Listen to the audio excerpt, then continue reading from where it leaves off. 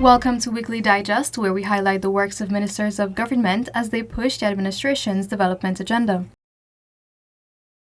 Government continues to fulfill its mandate of ensuring the needs of the population are met by constantly getting on the ground and directing engaging citizens.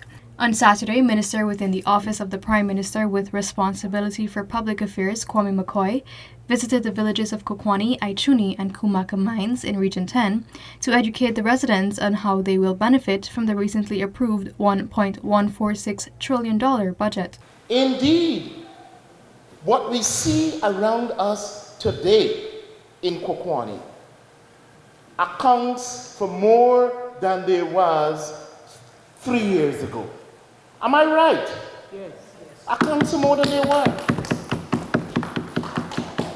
And what can we say about all that is happening and has happened since then? Is that you have a government in place that has been making constant investment at making people's lives better. The task of progress, growth, and development of a country is a collective responsibility that should be shared by all, underscored by Minister McCoy as he continued engagements with residents in the communities of Bagotville and Lagrange, Region 3, Sunday afternoon. It is not an affair for just the government as a party. It has got to be for government and people in Lagrange and people everywhere to be part of a partnership that moves this country forward, that move your community forward, that take us to that higher level. There are still many things for us to do. We haven't reached the ideal point. And for us to be able to move at the pace and in the way and in the direction as a government and people, it means that we have to be in a solid partnership. In another outreach to the residents of Dekinderin and Zeelot, East Bank, Essequibo, the minister announced that government understands the needs of the people and has been working to provide them. Front have been met, while new ones are now being looked at. What we get from the interaction with you are some of the most incisive inputs in crafting and designing programs for your community. Prime Minister Brigadier Mark Phillips is optimistic about his office winning this year's Mashramani competition as the various ministries gear up to hit the road to display their achievements in the most cultural way possible.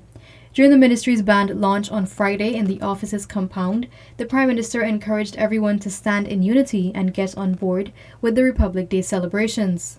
Come Mash Day, we will have the best costume. Again, we will win. All of us will be there, marching in keeping with the theme, celebrating our peoples and our prosperity. So we celebrated all our people, and now we have something else to celebrate. Not poverty, prosperity. Residents and farmers of Wikenham in Region 3 were updated about the plethora of initiatives they will be benefiting from this year.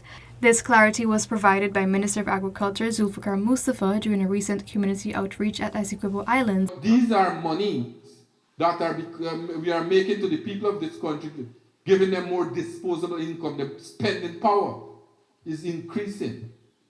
And that's the way good, responsible government works, to ensure that we bring benefit to the people of our country.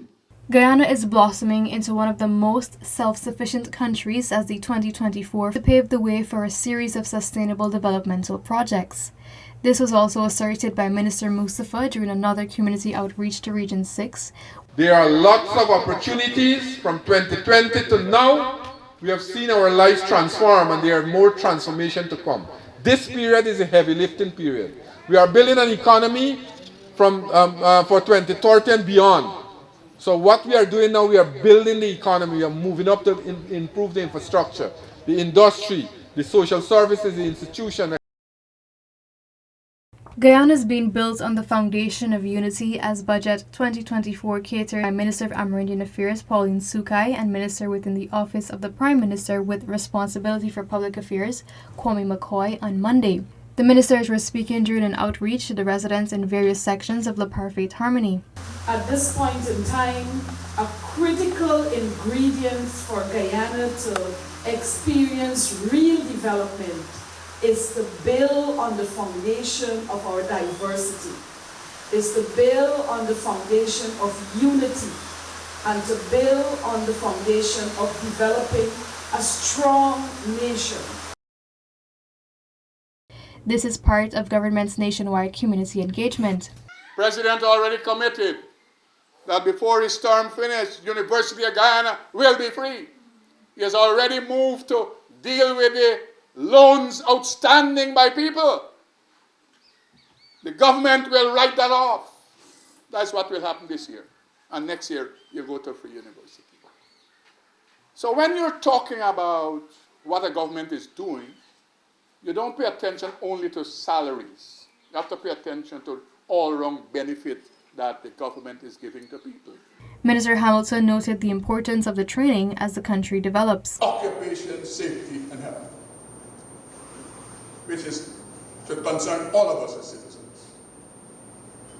Guyana OSH problem, as I see it, is not an employee issue only. It's a national issue.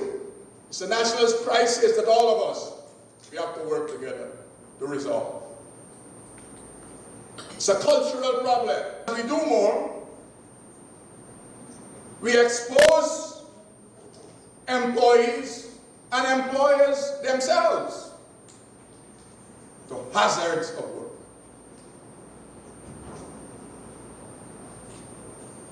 For decades, the tallest building we had in this country was the Pegasus Hotel. Today, people are talking about 14 and 20 stories building to build. So we go higher. Unless we pay attention to safety and health, people will die. Approximately 361 residents of Camana and Sandhill have potable water following the commissioning of 2 water supply systems totaling $84 million. The $48 million system in Camana, while the $36 million system in Sandhill will provide first-time access to 129 persons. Last year,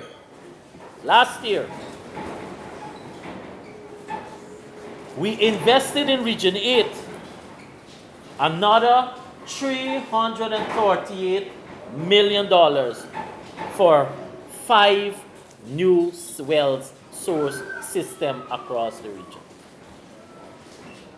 So in other words, from 2020, by the time we finish in 2023, we invested over $521 million and moved the percentage of coverage from 55% to 87% in that short period. On an aggressive approach to boost treated water coverage on the coast and 100% in the hinterland regions by the year 2025. Along this line, approximately 550 residents of Kapui Mission to drinking water, following the commissioning of a new $11 million water supply system. This well that we drilled in this community, that is now supplying 96% of this community with potable water. We drilled 75 wells in 3 years. This year, 2024, with the budget that was just passed, we will drill 40 new wells in Amerindian communities across the country.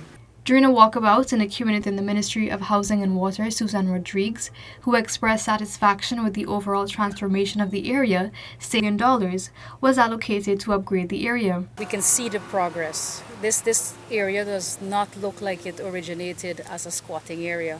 And we see that the concrete roads have been completed. We have concrete bridges in the area. About 254 residents of Itabac in the North Pacaramas Region 8 now have access to drinkable water for the first time. Minister of Housing and Water Colin Crowell, who spearheaded the commissioning ceremony, was accompanied by GWI's Hinterland Services Director, Ramchand Jailal. The coverage in Region 8, where communities were accessing potable water, and let's just use Region 8, was only at 55%. Just over half of Region 8 was accessing potable water, including the community of Itebak. By the end of last year, we were at 87% coverage in region number 8, including the community of Itebak. Some 150 families of Region 5 will soon be able to construct their houses in Experiment Housing Scheme as they signed their agreements of sale to process their land titles. The beneficiaries were issued residential house lots in the housing area. Experiment Housing Scheme has over 559 lots. When you look at the experiment, Burma, Shieldstown, Baltiok, we have $4 billion investment in infrastructure for the development of those areas. And counting. I have not added the community roads that are being done. That's another $3 billion. On Saturday morning, several ministers participated in the National Enhancement Exercise, which aims to promote a cleaner and greener Guyana. Along the Kingston Seawall, a team was led by Attorney General and Minister of Legal Affairs Anil Nandlal and Minister of Local Government and Regional Development Sonia Parag. We don't necessarily need to resort to laws to ensure that the place is clean. Every human being, every decent, civilized human being ought to appreciate their obligation, moral obligation, to ensure that their environment is clean. Moreover, with the rapid pace at which the country is moving, Minister Parag noted that it has always been the government's objective to lead a safe and secure nation. So we have several categories of persons on board, and the objective was always to ensure that we maintain a hygienic and clean environment, because as you know, we are moving towards a climate secure country and energy secure country, and we want to be able to ensure that our surroundings are clean at all times. But it was also, and the objective was also to create a wave across the country where people would take it upon their own to clean their surrounding environment. And I think that's been happening because the national cleanup it has moved from the central area of Georgetown to across the country in all different regions. It's important because we need to be living in a very sanitized and clean environment. In addition to that, Guyana is promoting tourism, Guyana is encouraging investors, and our country has to step up to the transition that is taking place. Citizens, for example, need to dispose of garbage in a proper way. We know the city still has problems and the challenge of garbage collection in a timely manner, and so exercises like these will encourage businesses, including, I think, residents, to ensure that we try to keep our country clean. It's leading from the front too. This brings us to the end of this edition of Weekly Digest.